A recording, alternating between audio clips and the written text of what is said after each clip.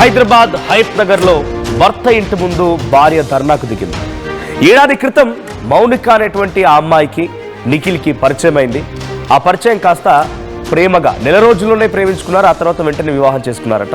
అయితే ముందుగా నిఖిల్ అనేటువంటి ఈ అబ్బాయి రియల్ ఎస్టేట్ వ్యాపారం చేస్తున్నాడంటూ ఆ అమ్మాయిని నమ్మించాడట.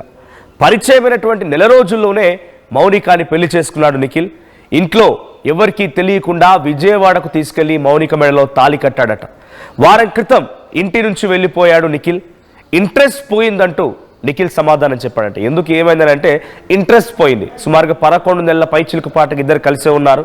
ఆ తర్వాత సడన్గా ఇంట్లో నుంచి వెళ్ళిపోయిన తర్వాత ఏంటి అని అడిగితే ఇంట్రెస్ట్ పోయిందని సమాధానం చెప్పాడంట. గచ్చిబౌలి పోలీసులను ప్రస్తుతానికి ఆ బాధితురాలు మౌనిక ఆశ్రయించింది. మౌనికతో తమకు ఎలాంటి సంబంధం లేదంటున్నారు అటు నిఖిల్ పేరెంట్స్. సో అన్ని తప్పుడు వాగ్దానాలు, అంటే తప్పుడు మాటలు, ఆయన చేయనటువంటి వ్యాపారం చేస్తున్నట్టుగా, ఆయనకి తల్లిదండ్రికి సంబంధించి కూడా వాళ్ళు చేసేటువంటి వృత్తి కూడా తప్పుగా చూపించి ప్రతిదీ ఆయనకి తనని కంప్లీట్గా మోసం చేసి నిఖిల్ వివాహం చేసుకోవడమే కాకుండా ఆ తర్వాత తనని వదిలేసి వెళ్ళిపోయాడంటూ ఆ బాధితురాలు ఆవేదన వ్యక్తం చేస్తూ ఇక్కడ మీరు ఫోటోలో చూస్తున్నారు. అబ్బాయిది హయత్ నగర్కి సంబంధించినటువంటి అబ్బాయి నిఖిల్.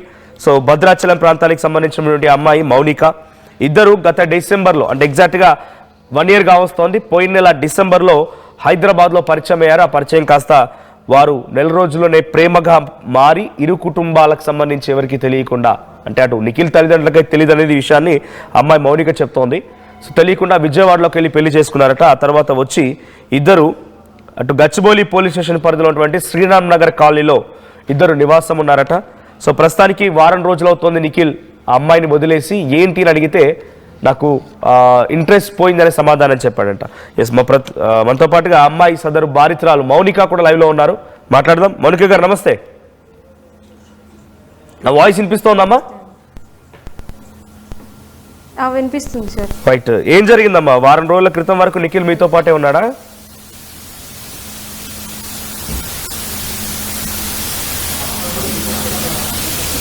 నేను లాస్ట్ ఫ్రైడే గుడికి వెళ్ళాను అనమాట.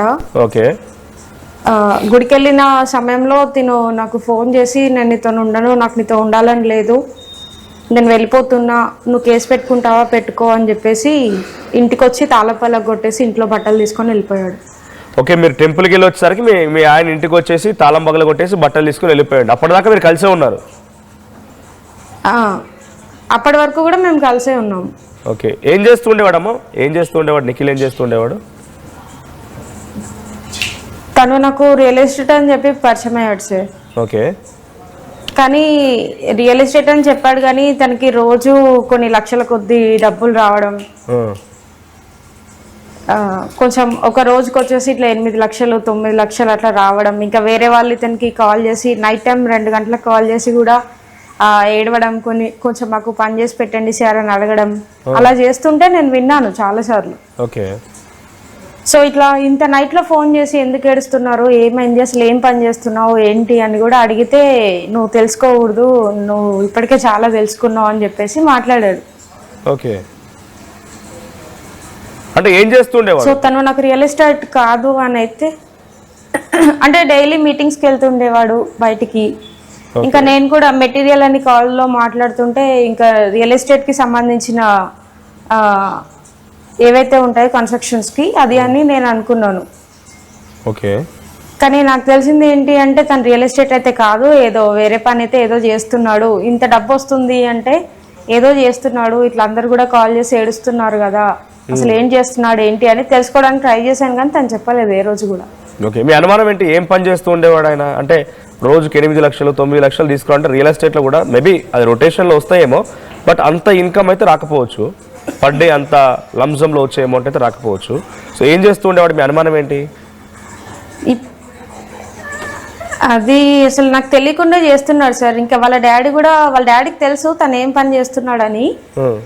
ఇంకా మొన్న వాళ్ళ డాడీకి కూడా నేను కాల్ చేయడం జరిగింది. వాళ్ళ నాన్నగారు అన్నారనమాట, నువ్వు ఇలా బయట ఫీల్డ్ మీదకి వెళ్తావు, వెళ్ళినప్పుడు ఆ అమ్మాయి నీతో పాటే తిరుగుతా, నేను నీతో పాటే వస్తా అనేసి అంటే, అలా అయితే నేను పెళ్లి చేసుకోను అని చెప్పేసి, ఇవన్నీ కుదరవని చెప్పు అని చెప్పేసి అన్నారు వాళ్ళ డాడీ. ఓకే. అంటే ఏం పని తను చేసే పని? ఇల్లీగల్ గానే చేస్తున్నాడని అయితే నేను అనుకుంటున్నాను. అసలు అది ఏం చేస్తున్నాడో తెలియదు సార్. నాకు ఒకరు ఏం చెప్పారు అంటే మాకు ఇట్లా అనాథాశ్రమం ట్రస్ట్ ఉంది, యానిమల్ ట్రస్ట్ ఒకటి ఉంది, దాని పేరుతో తీసుకుంటున్నాడు అని చెప్పారు. మళ్ళీ చెప్తారా? అనాథాశ్రమం ఉంది, అనాథాశ్రమం ఉంది, ఇంకా యానిమల్ ట్రస్ట్ కూడా ఒకటి ఉంది మాకు. Okay. మీరు దీనికి కొంత హెల్ప్ చేస్తే మీకు మా నుంచి ఏదైనా వస్తుంది అని చెప్పేసి చెప్పారు. అంటే ఏమొస్తుంది ఇన్ రిటర్న్ వాళ్ళు ఏం ఆశిస్తారు?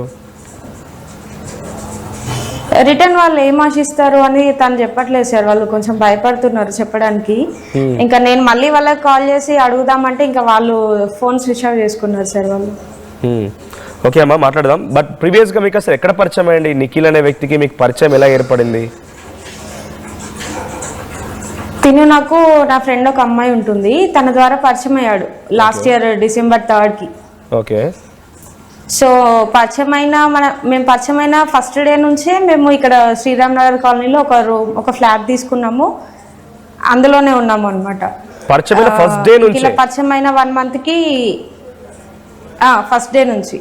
ఓ, ఆ పరిచయమైన 1 monthకి విజయవాడ గుడికి తెలీదు. ఇంకా అంటే మేము ఫ్లాట్ తీసుకుంటున్నాం అని చెప్పేసి నేను, నా ఫ్రెండ్, ఇంకొక తమ్ముడు, మేము ముగ్గురం వెతుకుతున్నాం అనమాట. ఓకే. సో తినేమన్నాడంటే నేను రెంట్ పే చేస్తాను, మీరు ఉండండి అని చెప్పేసి మాట్లాడాడు.